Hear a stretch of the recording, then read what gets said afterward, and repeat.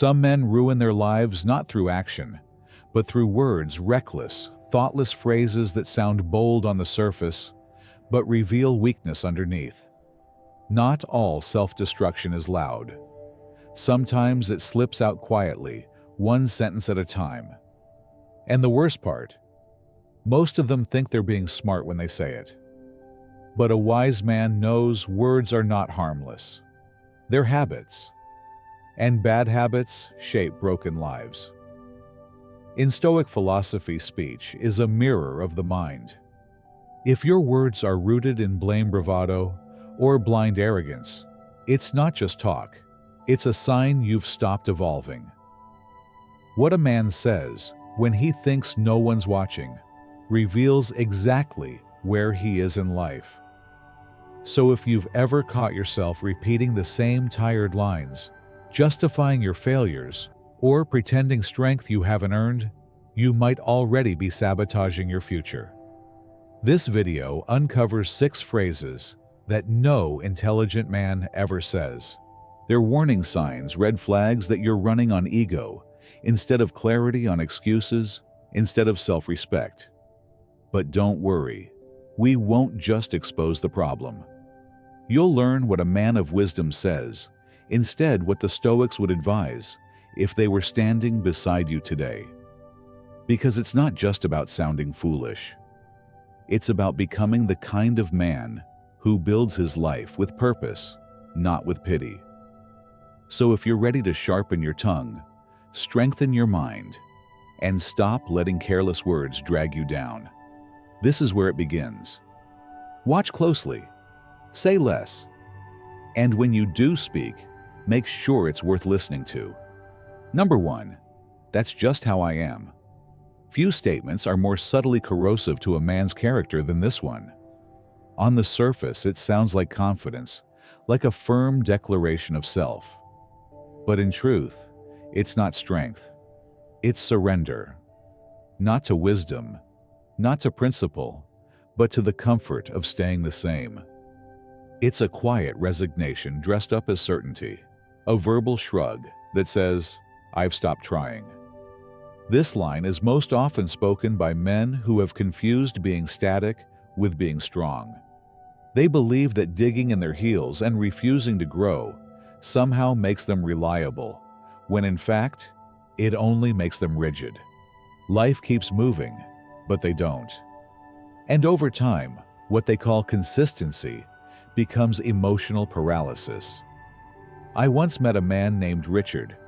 He was a decorated Marine, carried himself with pride, sharp as a tack in appearance, someone who could silence a room with his presence alone. But beneath that polished exterior was a man who hadn't let himself feel, learn, or adapt in decades. Whenever his wife asked him to open up to speak more honestly, he'd shut it down with a cold, "I don't do feelings." When his daughter tried to discuss something painful from their past, he dismissed her with, "I wasn't raised that way." And eventually, the people closest to him stopped trying. His relationships didn't end with shouting matches. They eroded in silence like cliffs, slowly worn away by time. That's the insidious danger of this phrase. It's not loud. It doesn't spark conflict, but it robs you of connection, depth, and dignity. Saying "that's just who I am" is like locking yourself in a room and throwing away the key, then pretending you're free, because no one else can tell you what to do. The Stoics had no patience for this kind of self-deception. Marcus Aurelius believed a man should constantly examine and refine his character, not defend it like a finished product. Seneca said it best, "As long as you live, keep learning how to live." That insight hits differently the older you get. Because age doesn't guarantee wisdom, only the willingness to keep growing does. Many men confuse longevity with depth, but simply surviving time doesn't make you enlightened. A man who clings to the same excuse for years becomes a ghost of who he might have been, a shell, hardened by pride, untouched by humility. The Stoic man doesn't treat identity as an excuse. He treats it as a work in progress. He doesn't hide behind the phrase, "I've always been this way." He asks instead, "Is who I am still serving who I want to become?" That's not weakness. That's power, real power. When a man refuses to evolve, he doesn't just pause his growth, he begins to rot from within. And that rot shows up everywhere in shallow conversations, in disconnected relationships, in a life so tightly controlled that nothing alive can breathe inside it. Eventually, all that remains is a man bound by his own words, abandoned by those who hoped he'd change. Don't let yourself become that man. In the eyes of Stoic wisdom, identity isn't a cage, it's a forge. If your soul still burns for something better, there's no reason to stay the same. Not now, not ever. And if that truth cut a little too close to the bone, good. It means you're still alive enough to feel it. Now let's move on to the next lie. Men tell themselves the myth that silence alone equals strength. Number 2, real men don't talk about feelings. It's one of the most stubborn and destructive lies handed down through generations of men, that showing emotion is a weakness and that silence somehow equals strength. You hear it in locker rooms, at bar counters, passed around like it's a rite of passage. Real men don't talk about their feelings. But what sounds like tradition is often just fear wrapped in pride. Modern psychological studies, including those from the American Psychological Association, have found that emotional suppression in men is linked to increased risks of depression, heart disease, substance abuse, and even premature death. So why do so many men still treat vulnerability like it's a betrayal of manhood? Because it's safer for the ego. Refusing to talk about what hurts, what confuses, what lingers in the dark corners of the mind, it allows a man to avoid the battle within. But make no mistake, what gets buried doesn't disappear. It ferments, it hardens, and one day it resurfaces as rage addiction, isolation, or collapse. This outdated idea of masculinity isn't a symbol of strength, it's an invisible cage. A man who refuses to feel isn't protecting himself. He's slowly becoming a stranger to himself. The cost: relationships that remain shallow, families that fracture, a life that feels increasingly disconnected. He becomes the kind of man people admire from a distance, but fear up close. Stoicism is often misunderstood here. People here master your emotions and twist it into feel nothing. But that's not what the Stoics taught. They didn't advocate emotional silence. They taught emotional mastery. Marcus Aurelius, the most powerful man in the world at his time, kept private writings full of self-reflection, grief, fear, and longing. Not because he was soft, because he was serious about not letting those feelings rule him from the shadows. To the Stoic, emotions are not enemies to be silenced. They are messengers to be understood. The discipline isn't in pretending they don't exist. It's in refusing to let them dictate your actions. A truly grounded man doesn't need to explode in public or break down in tears just to prove he feels something. But he does need to sit with himself quietly, honestly, and confront what's brewing inside. Emotional maturity means you acknowledge what you carry, not for pity or performance, but for peace. You can't lead others if you're at war with yourself. And the truth is, the men who brag about feeling nothing are often the ones who've never had the courage to face what they feel. They think hiding their pain makes them stoic, but it only makes them numb. And numbness isn't power, it's disconnection. In Stoic philosophy, silence is not demanded, it's chosen. But it only has meaning when it comes after understanding, not avoidance. You don't need to wear your heart on your sleeve, but you do need to stop pretending you don't have one. Because the next phrase we'll explore, that's where blame begins. And once you start blaming the world for what you refuse to face in yourself, the slow unraveling begins. Stay sharp. The words you don't say might be the ones doing the most damage. Number 3, it's not my fault. If you want to spot the exact moment a man gives up control over his life, listen for these words. It's not my fault. They roll off the tongue like a defense, but beneath that surface is a confession, not of innocence, but of helplessness.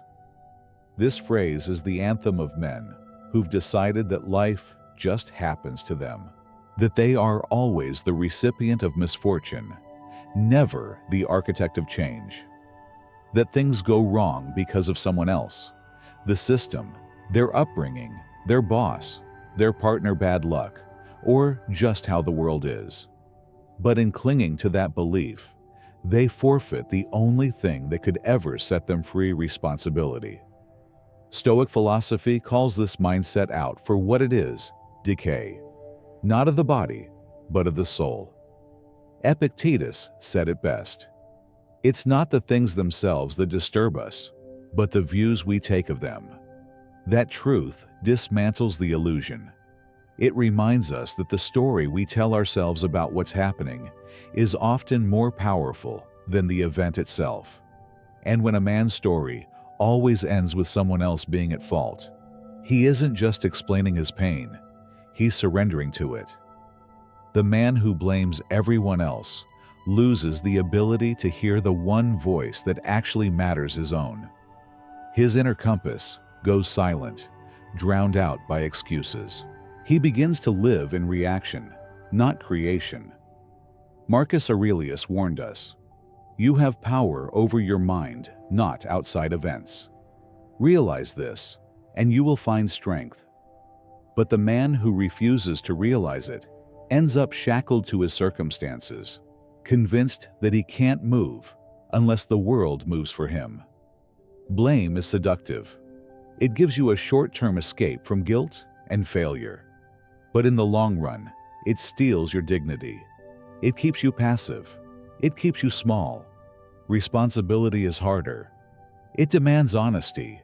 It forces you to stop waiting for someone else to fix what's broken. It means standing in the wreckage and asking, what now? It's not about taking the blame for everything. It's about owning your role in how you respond, rebuild, and rise. Many men, especially those who've weathered serious storms in life, carry wounds they didn't ask for. Pain from betrayal, hardship, poverty, injustice. And it's true, not all suffering is deserved. But the moment you start using those wounds as a reason to stop growing, to stop trying to stop leading your life, you're not healing anymore. You're hiding. The Stoics didn't pretend life was fair. They simply refused to give unfairness the final word. Seneca reminded us, "A gem cannot be polished without friction, nor a man perfected without trials." Hardship is not a curse. It's the material from which strength is carved. So next time things fall apart, and they will, and that old phrase starts forming in your mind, "It's not my fault," stop. Interrupt the script. Replace it. Say instead, "It's my responsibility now." Because that shift from blame to ownership is where true power begins. And it's the difference between becoming a man others pity and becoming a man others trust. Number 4, I deserve better. At first glance, it sounds like a declaration of self-worth. I deserve better. It echoes with the tone of strength of someone demanding more from life, from others, from the world. But if you listen closely, you'll hear something else entirely, a quiet arrogance disguised as virtue. More often than not, this phrase doesn't come from a place of earned confidence, but from unexamined frustration. It's spoken not by men who are building something quietly in the background, but by those who've stopped building altogether. They expect more than they've cultivated. They hunger for results without sacrifice. And when the world doesn't deliver on their unspoken contract, they declare injustice, not because they've been wronged, but because they've grown entitled. In Stoic philosophy, this attitude is dismantled completely. The Stoics didn't teach us to ask for more. They taught us to become more disciplined, more present, more courageous. Marcus Aurelius didn't ask, "Why haven't I been given what I want?"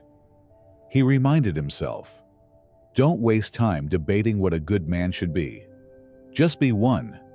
That one line cuts through entitlement like a blade. It demands action over argument, effort over entitlement. Because life doesn't owe you recognition, applause, or fairness. It offers you time, breath, and the chance to act. That's it. The man who walks around repeating, "I deserve better," often hasn't looked in the mirror long enough. He believes he's being shortchanged, but rarely evaluates what he's actually contributed. He's replacing effort with complaint and mistaking dissatisfaction for depth. True dissatisfaction, the kind that fuels greatness, comes paired with humility and discipline. Without those, dissatisfaction becomes bitterness. And bitter men are not builders. They are blamers. The Stoic doesn't carry a scoreboard in his mind keeping track of what he's owed. He focuses on what must be done, on the hard, unglamorous labor of character. He doesn't chase rewards. He chases refinement. Epictetus put it clearly. First say to yourself what you would be, then do what you have to do. That's not a motivational quote. It's a map. It shows the man who wants more that the only way to deserve better is to be better, especially when no one's watching, especially when no one is handing out praise. Entitlement often creeps in as men grow older. When relationships wear thin, when careers don't go where they once hoped, when the applause gets quieter, that's when the phrase returns, "I deserve better." But real wisdom doesn't shout that into the void. It reflects inward and asks, "Am I still showing up like someone worth following?" Seneca once wrote, "It's not that life is short, but that we waste much of it." One of the greatest wastes of all is the time we spend resenting the rewards we haven't earned. A man shaped by Stoic character doesn't demand more from life. He demands more from himself. He doesn't measure his worth by what he's been given. He measures it by the integrity of his actions, by how closely he walks with discipline when no one is watching, when the spotlight is gone. Because the moment you start saying, "I deserve better," without asking, "Have I earned more?" you've already stepped onto a path not of growth, but of retreat. And what follows that retreat? Avoidance, withdrawal, a slow decay of the man you were meant to become. Don't let entitlement rot what discipline was meant to build. Refocus, recommit, and if you want better, be better. Number 5, that's not my job. At first, it sounds like a man protecting his boundaries. That's not my job. It has the tone of someone who's organized, someone who knows his role. But peel back the surface, and you'll find something else entirely, a quiet form of retreat disguised as discipline. This phrase doesn't come from a place of true strength. It comes from a man who has stopped leading, yet still wants the world to see him as dependable. He shows up just enough to maintain the image, but not enough to create impact. He does what's expected, no more, no less, and calls it integrity. But what it really is resignation. You see, there's a difference between boundaries and avoidance, between focus and fear. The man who constantly says, "Not my job," has started shrinking his presence. Over time, he reduces himself to a checklist of obligations, and anything beyond that becomes invisible to him. His usefulness becomes transactional, He's reliable, yes, but only inside a limited frame. Outside that frame, he disappears. I once knew a man named Walter, a retired steelworker from Ohio. On the factory floor, he was rock solid. Never late, never missed a deadline, always followed through. But at home, he became a ghost. Fixing a broken sink, not his job. Comforting his daughter after a tough day, that's her mother's department. Resolving conflict in the family, not his role. He paid the bills, he worked hard, and he believed that was enough. But it wasn't. His marriage quietly collapsed, not in fire, but in frost. His kids stopped asking him for advice. And when it all finally crumbled, he looked around and said, "But I did everything I was supposed to." And maybe he did, if you define supposed to as the bare minimum. That's the real danger of this mindset. You don't become a bad man. You just become a smaller one. Not by doing harm, but by refusing to do more than what's written in your invisible job description. Stoic philosophy doesn't teach men to live by titles or tasks. It teaches them to live by purpose. Marcus Aurelius once asked himself, "What is your vocation?" And his answer was simple: to be a good man. Not just a man who clocks in and clocks out, but one who steps into responsibility even when it's uncomfortable, even when no one asks, and even when no one will ever say thank you. Because real strength isn't just about completing tasks. It's about noticing what needs to be done and doing it. The Stoic doesn't wait to be assigned a role. He chooses to act where he's needed, not just where he's told. The man who hides behind "that's not my job" isn't guarding his time, he's giving away his influence. And soon, the people around him stop relying on him. Not out of anger, but out of quiet disappointment. They learn to adapt without him, to stop asking, to expect less. And little by little, his role in their lives fades, not because of failure, but because of indifference. The truth is, the more you limit your effort to what's listed, the more you limit your impact. And once you stop showing up beyond your duties, you stop being someone others can lean on.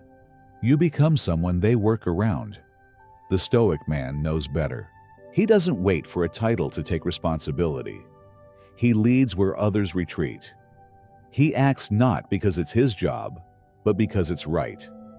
And the next time you're tempted to say, "That's not my job," ask yourself instead, what kind of man do I want to be when no one's keeping score? Because that's where the real work begins. Number 6, it is what it is. This phrase is one of the most deceptive forms of surrender a man can make. It sounds peaceful, almost philosophical, like something whispered by a wise man who's risen above chaos. But in reality, "it is what it is" often a quiet retreat from effort, a soft resignation that dulls the edge of your purpose. It doesn't limit your actions. It deadens your spirit. Behavioral researchers have found that one of the clearest signs of psychological resignation is verbal passivity. When a person starts believing their choices have no weight, no impact, no power, they begin to speak like someone who's already lost the battle. And no sentence communicates that more than this one. At first, it sounds stoic, detached, composed. But make no mistake, this is not stoic acceptance. This is emotional shutdown. For many men, especially those who've carried years of unmet expectations, this phrase becomes a shield, a justification, a sedative. When life doesn't go as planned, when dreams start to rust, when relationships disappoint, it becomes easier to say, "It is what it is," than to feel, to confront, to try again. But Stoicism doesn't ask for apathy. It demands engagement. Marcus Aurelius, one of the most misunderstood Stoics, wrote, "You have power over your mind, not outside events. Realize this, and you will find strength. That's not a passive thought. That's a challenge, a command to reassert your inner agency when the world around you feels chaotic. And yet men keep whispering this phrase as if it were wisdom, when it's really fatigue disguised as insight. Seneca gave us the clearest warning. It's not that life is short, it's that we waste much of it. And one of the easiest ways we waste our life is by silencing the fire inside us with defeatist language. Saying, "It is what it is," again and again, trains your mind to stop looking for solutions. You stop participating in your own story. You don't confront, you coast. The danger here isn't just personal. This attitude spreads. It bleeds into your relationships, your health, your standards. The man who once led with energy becomes the man who now observes in silence, watching life pass him by, like a spectator at his own decline. There's a difference between acceptance and apathy. Real Stoic acceptance says, "This is the reality. I can't change the outcome, but I can choose how I meet it." Emotional apathy says, "Why try? What's the point?" One empowers you, the other hollows you out. The Stoic man doesn't toss out tired phrases when life grows hard. He studies the difficulty. He acknowledges what's beyond his control, but never stops responding within what is his domain. He acts not with drama, but with precision. Because life will disappoint you. People will fail you. Plans will collapse. But that's not an excuse to turn away. It's a reason to turn inward and find your stillness, your clarity, your next move. So the next time you catch yourself saying, "It is what it is," stop. Ask yourself, is this calm wisdom, or am I just too drained to care anymore? Because every time you choose indifference, you fade just a little more. You become easier to overlook, less visible, less vital. Until one day, you're not remembered for what you built, but for how quietly you disappeared from the life you once had the strength to shape. And that for a man who was once capable of so much more is a far more tragic ending than failure. It's the erosion of fire without even a fight. Let's finish with something honest. Because now that you've seen how these 6 phrases slowly drain your strength, the real question is, what will you say instead? Every man leaves behind echoes, sometimes in his actions, but more often in the words he speaks without thinking. People won't remember every decision you made or every success you chased. What they will remember is how you spoke when it mattered, especially when no one was watching. These phrases don't just sound weak. They are weakness concentrated and repeated until they shape how you think, act, and live. But here's the truth. That version of you isn't fixed. It's not permanent. It's just the result of repetition, and repetition can be rewritten. Weakness isn't your biggest threat. Refusing to face it is. Marcus Aurelius reminded us, the soul becomes dyed with the color of its thoughts. So if you speak like someone who's given up, don't be surprised when your life starts to reflect that defeat. But if you choose your words with awareness, if you speak less, but say more, you begin to rebuild not just your image, but your integrity. The Stoic man doesn't use language to prove himself. He uses it to stay aligned. When he speaks, it's deliberate. When he's silent, it's intentional. And both carry weight. If this message challenged you, good. Growth starts where comfort ends. If it inspired you, subscribe to the channel, drop a comment below, and share what hit hardest. Your words might be what someone else needs to hear. Speak with strength. Live with discipline. The world is always listening.